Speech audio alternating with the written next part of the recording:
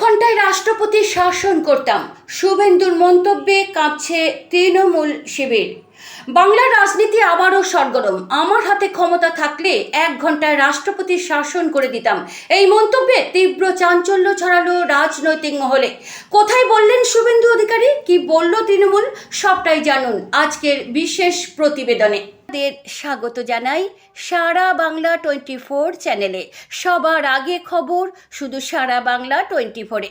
চ্যানেলটি সাবস্ক্রাইব করুন, ভিডিওটি শেয়ার করুন, সবার আগে খবর পেতে থাকুন সারা বাংলা 24-এর সঙ্গে। স্থান দক্ষিণ 24 পরগনার পাথর প্রতিমা।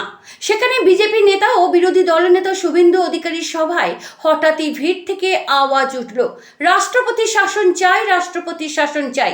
শুভেন্দু কিছুক্ষণ শুনে হাসলেন, তারপর মাইক হাতে নিলেন। তখনই তিনি বলেন, জনগণ আওয়াজ তুলুন, আমার হাতে তো ওটা নেই, কিন্তু আমার হাতে থাকলে 1 ঘন্টার মধ্যেই রাজ্যে রাষ্ট্রপতি শাসন লাগু করতাম।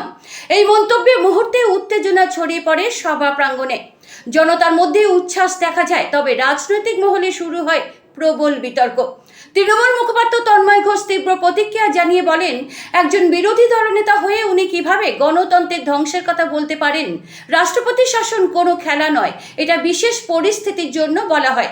শুভেন্দু অধিকারী আসলে হতাশা থেকে এসব বলছেন। তিনি আরও দাবি করেন, 26 আসন 50-এর নিচে নেমে গেলে বিজেপি আর ক্ষমতায় আসতে পারবে না। সেই হতাশা থেকেই এই বক্তব্য। এই একই দিনে শুভেন্দু সভা চলাকালীন পাথর প্রতিমা ও কুলতলি এলাকায় তাঁকে লক্ষ্য করে আন্দোলনকারীরা গো ব্যাক স্লোগান দেন এবং কালো পতাকা দেখান। তৃণমূলের দাবি, এটা জনরোষ, মানুষ বিরক্ত।